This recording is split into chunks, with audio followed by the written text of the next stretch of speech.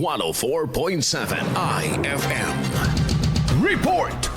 Inaasahang nasa 40 asosasyon pa sa Alaminos City ang mapagkakalooban ng livelihood assistance sa ilalim ng programang Sustainable Livelihood Program ng Department of Social Welfare and Development Region 1. Nito lamang ay napagkalooban ng 23 kambing bilang livelihood assistance ang mga miyembro ng Lingkod Amigo Sustainable Livelihood Program Association ng Barangay Buwad. Sa pagkikipag-ugnayan ng lokal na pamahalaan sa Department of Social Welfare and Development Region 1 ay naisakatuparan ang naturang pamamahagi. Ayon kay City Social Welfare and Development Officer Elizabeth Radok, kabilang sa ibinabahagi sa naturang programa ay free-range chickens, cattle production, food processing, garment production, rice processing at marami pang iba. Mainam uman ito bilang mapagkukuhanan ng pagkakakitaan kung mapapalago pa ng miyembrong nakatanggap ng naturang kabuhayan.